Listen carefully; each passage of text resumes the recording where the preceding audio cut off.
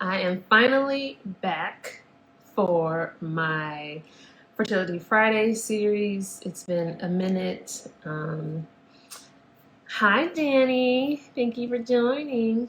It's been a minute. I was off schedule for a while because I was doing all the blood draws, just trying to check on things during my early weeks of pregnancy.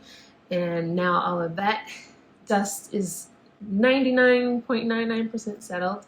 And so now I am back free on Friday mornings to do the Fertility Friday series with you all. So I wanted to just talk today a little bit about, so the point of today's live is to talk a little bit about something that I've been noticing, and even something that kind of has been echoing with my clients, is that we are bombarded with so much information. Certainly, let's just take social media, right? Social media, we're bombarded with so much information, so many ads, and so many things that are saying, try this for your fertility, use this product, take this supplement, try my program, do this. And certainly I was thinking about, my role in that. I wonder how I'm being perceived, because a lot of it is very gimmicky, a lot of it is very predatorial, a lot of it is very, it's preying on the sense of urgency, it's preying on desperation sometimes. And so, and that's from my perspective, because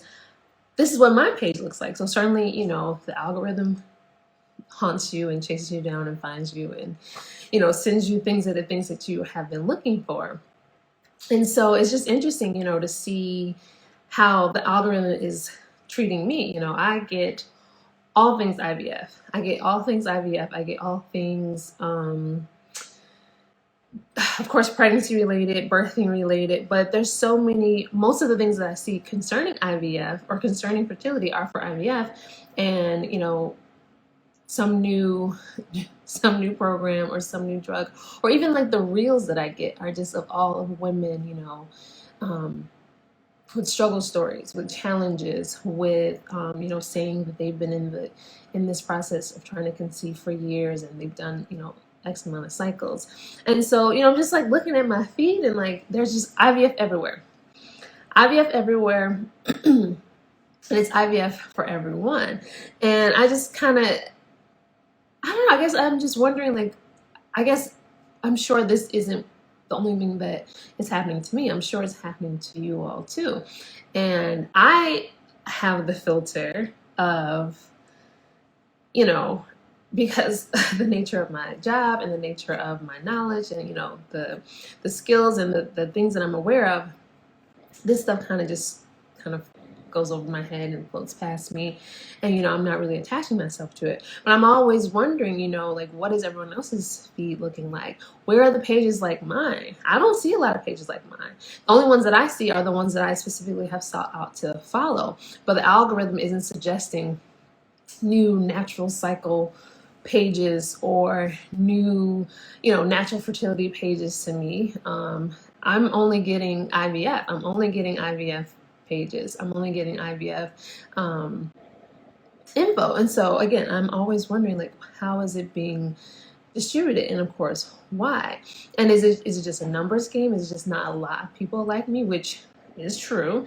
Certainly there's not very many women of color so far that I have personally come across. Not very many women of color. And then the idea of supporting your fertility, improving your fertility naturally is, it's being put as the extreme. It's not being put as the mainstream, because mainstream, of course, is IVF. And I just, it kind of just hurts my heart just a little bit. It just makes me wonder, because this is the nature of things, because something like IVF or, all assisted methods are kind of put as the forefront, put as the primary, put as the only option, that doesn't leave a lot of women feeling like they have an alternative. It doesn't leave a lot of women feeling like they have another option, when any conversation is fertility struggles, IVF. That's how the conversations are going in the doctor's office. That's how the conversations are going with our friend. Oh, well, we tried IVF. That's just how the conversations are going. Very few times and on very few occasions are the conversations being led the other way. Well, what are we trying naturally? And to talk about IVF is not to, to say that it is to demonize it, because it's such a amazing, wonderful, modern, scientific advancement, right? It is this amazing tool that we have access to, because some women, some cases, some couples, some scenarios will require IVF, and so to have access to that, to make sure those doors are still open to women, is imperative. So this is never ever to decry and to say IVF is wrong, or God forbid IVF is wrong, nothing like that. Just to say that, to bring up the argument and to question how and why is it that IVF has gotten put on the pedestal that it's been put on, especially when we know of the cost of the side effects, which actually are not. I'm talking to lots of women. A lot of times the IVF isn't explained. The thing about informed consent is that we need to know the good, the bad, and the ugly, and that is not always happening in the space of IVF, certainly with the drugs and the side effects and the dangers of hyperstimulation and all those different things. Let alone the effect that being on hormones.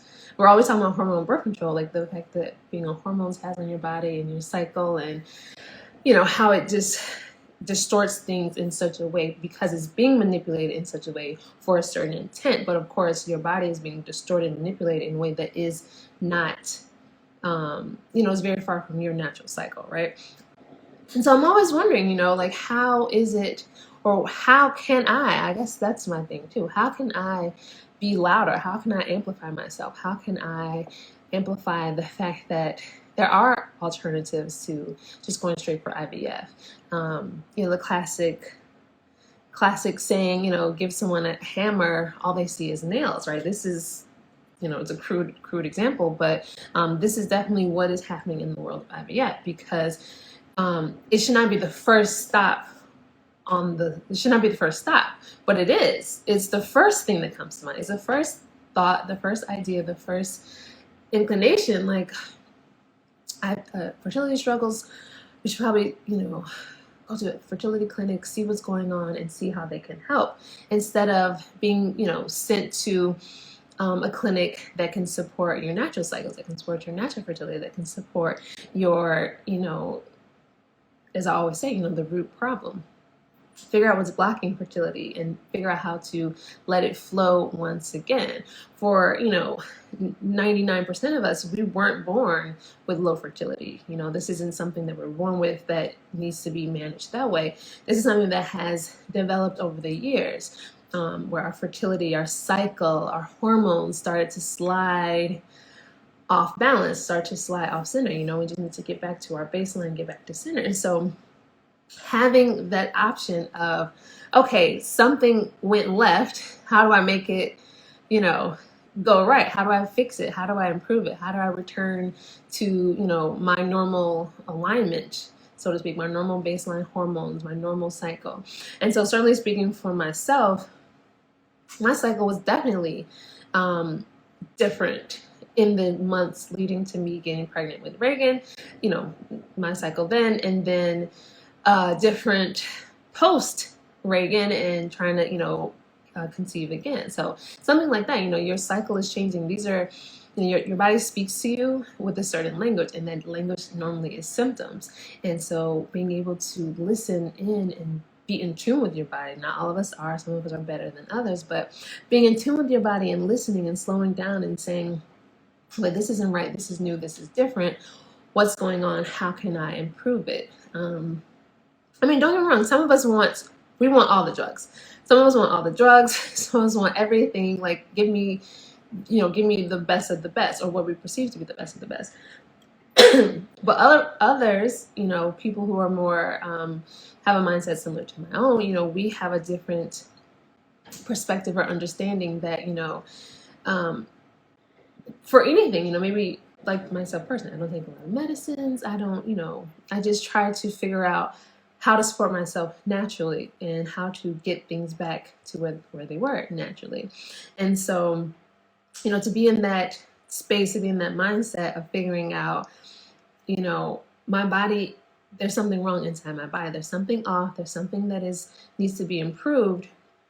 We should be talking about that. Yeah, I can take a pill, I guess, to fix the problem, but without getting to the base, without getting to the root cause, that problem always exists, which is why I always make the argument, or maybe not always, but lately I've been trying to make the argument that if you improve your natural fertility is improved, period, end of sentence. If you go through IVF, your natural fertility is still what it was. So there's no improvement. We've just managed the problem. We've just, been able to, help someone have a baby, and they're able to have that baby. But then how do you have the second or the third? How do you go on to have the next? The root problem was still there. However, if you can improve your natural fertility and get pregnant naturally, you can go on to have multiple natural pregnancies after that. Maybe you will always need to go back in and reassess your hormones, make sure everything is good, and figure out what's going on. But beyond that, it's just like, it's there's a book I have right over here. It's called The Infertility Cure. It's, that's language I personally would never use. It's so, extreme, but the logic is there, that if you can go into the root problem, fix the root problem, are you still infertile? If you go through IVF, are you still infertile? But if you fix your natural fertility, are you still infertile? So that's the argument, and I'll let you make your own decision about that. I have made my own decision, but I'll let you make your own decision. And I definitely, and again, I definitely want to make sure that I never make it seem like IVF is a bad choice, because IVF is a wonderful choice for some people in some instances, but it shouldn't be the first choice. And for a lot of us, it is. And the way that our culture and our current thinking is that IVF is the first choice, but it shouldn't be. And I definitely remember talking to someone, a friend, when I was having my struggles, and saying, I don't want IVF. I wouldn't do. Basically saying, like, I would do this, this, and this, and this, but I would stop short of IVF. And then I was like, oh my God, I didn't mean it that way, because this particular person had done IVF. I think my language was, I don't want to do IVF. And then, she was like, I didn't want to do it either. Like, no one wants to be here, but these are sometimes what we are choosing to do, or these are the solutions that are being presented to us. And I thought about that. Like, no one wants to have to go through this. Everyone would want to just be able to go into the bedroom with their partner, or with their partner, and bring a baby into the world that way. But a lot of times that's not an option, and so IVF does exist and it is there for us. But just think about that. That no one would choose this. But we are led to believe that this is the only way, the best way. And again, that is the first step. So I, of course, disagree, which is why I have decided to pursue this path. I've decided to make this my area of expertise: fertility nutrition, supporting natural fertility, supporting natural cycles, figuring out the root cause, figuring out the underlying problem of, okay, what is going on? What is happening, 3, 4, 5 steps upstream that is preventing fertility from flowing naturally, preventing someone from ovulating every cycle, preventing the implantation window, preventing that from being long enough, preventing their hormones from being in the right level, whether it's the ovulation hormone. So, the first half of the cycle, FSH, LH, estrogen, or is it in the latter half of the cycle? Is it progesterone that's not, in the optimal levels to support fertility, support implantation, to support maintaining a cycle and not preventing another cycle from starting? And that is the case sometimes, that someone could be pregnant, implantation, there's a fertilized egg there, but the body doesn't maintain the lining past the next cycle. And so again, what is it that's going on? And so that's how I have built my program, which I have a few people in the program now. I just started it, revamped. I'm always revamping and trying to repackage it and doing all the do's. But I'm working with the copywriter now, trying to figure out. So I was taught to be a nutritionist. I did not go to business school. Okay, so it's like that line. That's where I am right now, trying to merge the two, and so just trying to figure out how best to, get this program out, get this product, get this program out, and get it into as many hands as possible. Because my thing is, no matter what someone chooses to do, whether a woman and a couple chooses to pursue IVF, maybe in their mind the calculations make the most sense. They have maybe they're of a certain age, or whoever knows what the calculation may be, but we all have to come to these decisions on our own, right? So for the couple, who's deciding to do that, or at the deciding point, I just want to make sure that anyone who needs this information has it, so that we can all make the best decisions for ourselves. But for someone to say, oh, I never thought about, improving my cycle or my fertility naturally, you can do that. Would that work? Nutrition can work.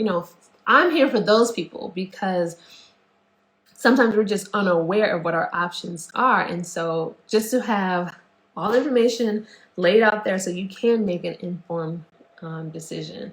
That's, I think, sometimes my biggest goal. Like, how do we just make sure that people know that are aware that this is an option, are aware that they can choose an alternative, are aware that, yes, absolutely, nutrition, from my perspective, integrative nutrition can and will support hormone balance, all these things, your fertility in general, for a natural cycle, or even to improve the success of an IVF cycle. IVF is rough, okay? If no one is telling you this, I need you to understand IVF is rough. And so you need to improve even your baseline health to be in a position for IVF to be more successful. And then, of course, that egg, they're going to select, and you're going to get this perfect, beautiful egg sometimes, the best of the best. They grade them, and they, say which ones are the good ones. But that amazing egg still needs to go back into your body. That amazing egg still needs to be implanted into your womb, into your vessel. In traditional Chinese medicine, they call it your child's palace. Like, it still needs to go back in. And so, to be able to go into it knowing that you are your body is as baby friendly as possible.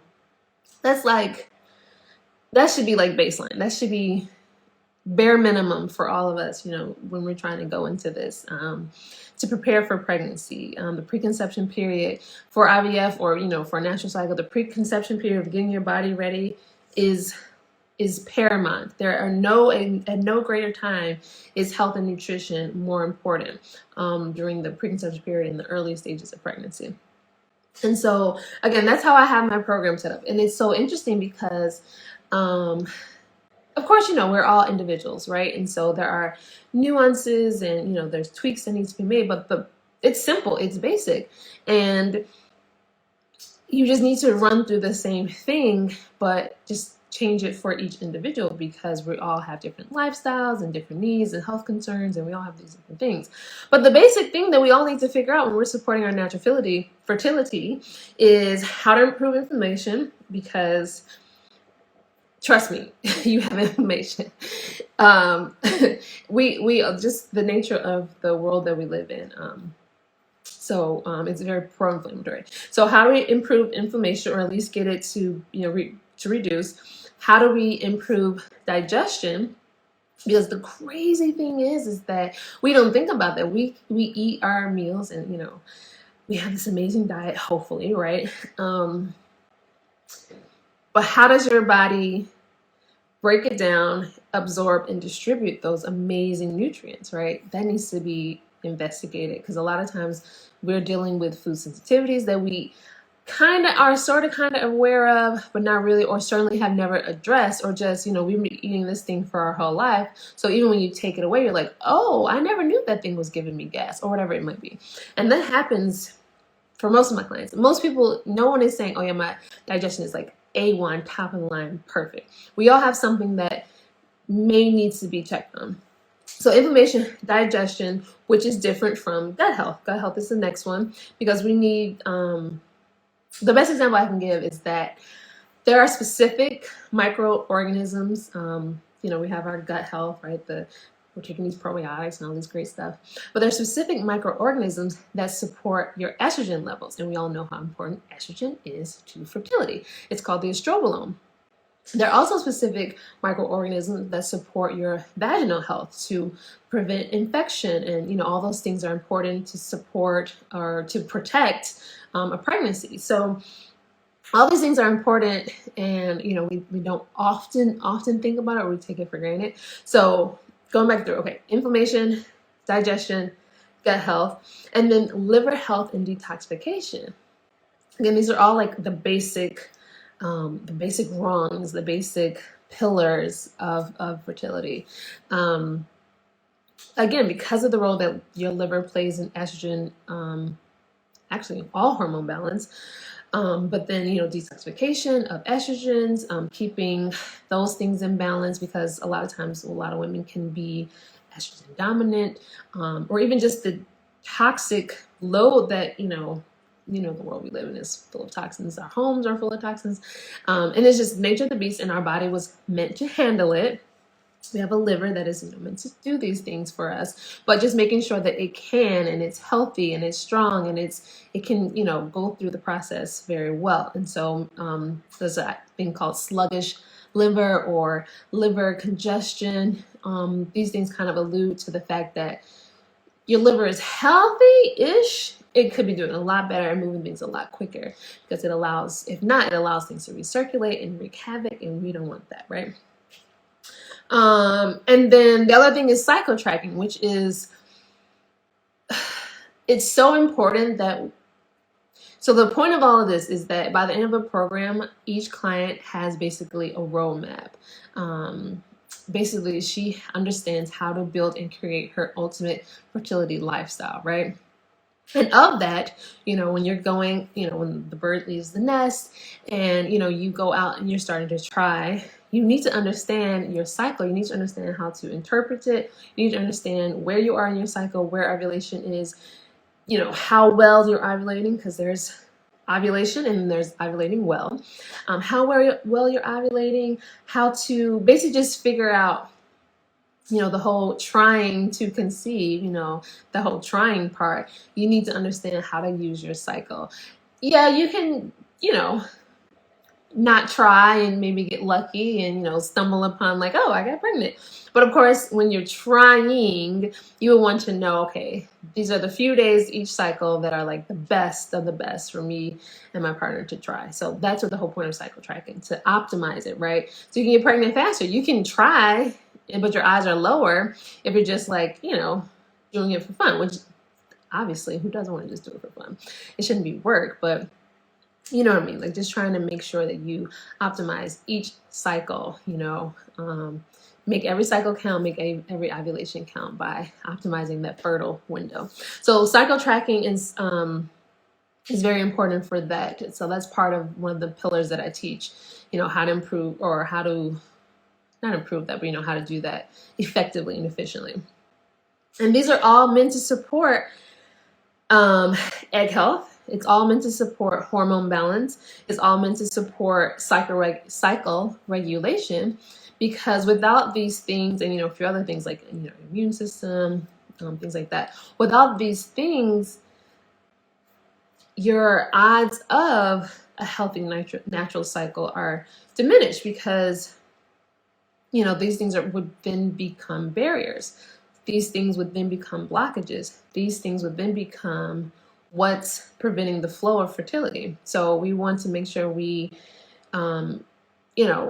double down and look at it all and make sure we are supporting and improving and maximizing, optimizing, all those beautiful words, the flow of fertility. So that's why that's just the basic protocol. Now, of course, someone may come to me with PCOS, and then the basic protocol gets expanded upon, it's an extension, it's like an advanced protocol then.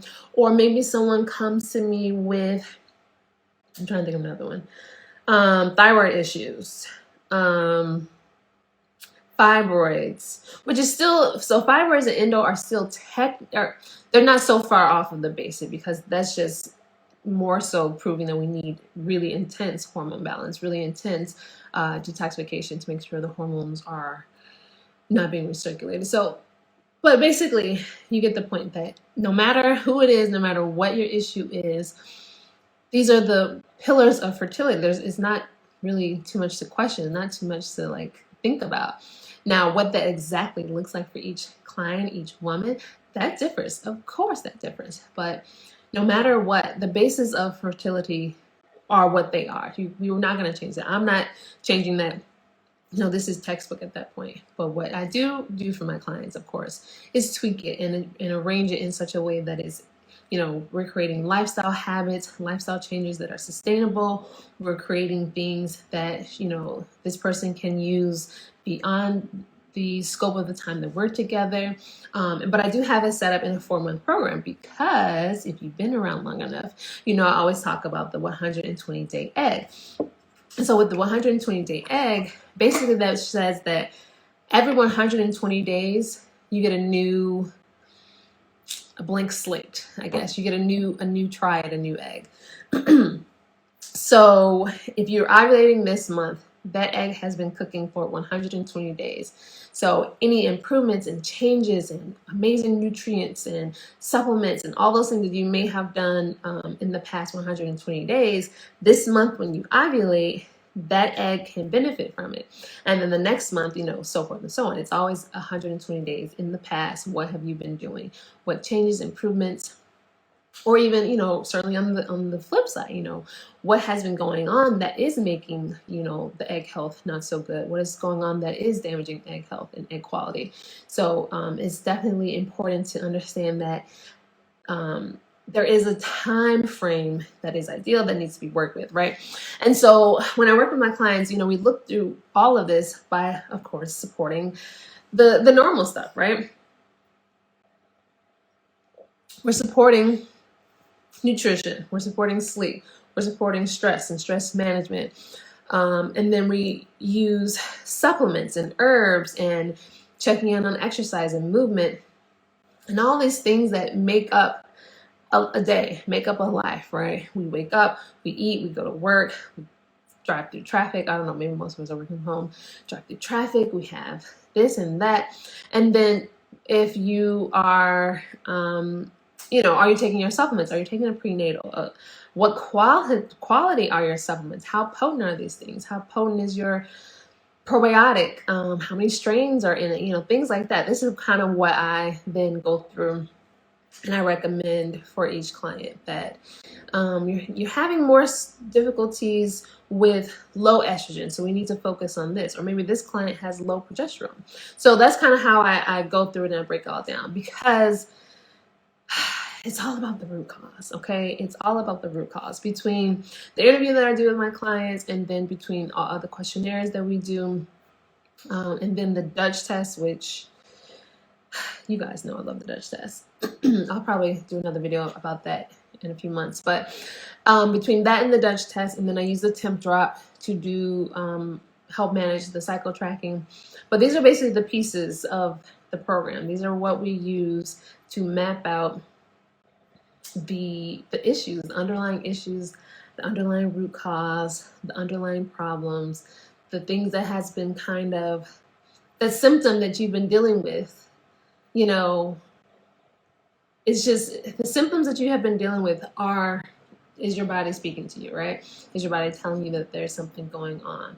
And, because all of our body systems are interrelated, interconnected, interwoven, something going on in your gut with your digestion most certainly can impact your fertility. So the thing too is that not every person that is, let's think of something. Not every person that is overweight has low fertility. But once you are someone who discovers that you do have your low fertility and you are overweight, then it becomes something to look at. Does that make sense? Not every person that has food sensitivities has low fertility. But when someone realizes that she does have low fertility and then discovers and is aware of her food sensitivities, then it becomes something to look at. Does that make sense? Like, what works for her isn't going to work for you. What hurts her is going to hurt you. What is hurt, and vice versa, right? So we need to understand these nuances, right? There is no one size fits all, because there's women every day, people with addictions, people every day are having babies. But when you realize that you are having challenges and struggles, we just want to look at the lowest hanging fruit. That's all. That'll be the first place to look. Okay, maybe you need to cut back on your drinking a little bit. That'll be like the obvious first place to look. So this is what this is. It is not saying that these things are always going to cause a problem, but it's just to make the point that once you realize there is a problem, who's the culprit? Who can I blame? Who can I look to? What do I need to change? How can I improve? What needs to change to support these things? I'm just checking the time. So that's really the gist of what I wanted to say today. Just kind of a reminder of sorts that there are people like me here. There are other pages. I've shared them in the past. Maybe I'll share them again. There are other pages that talk about what I talk about: supporting your natural health, supporting your natural fertility, the importance of whole body health, and just working on those underlying things that can support your fertility. Because it's not always.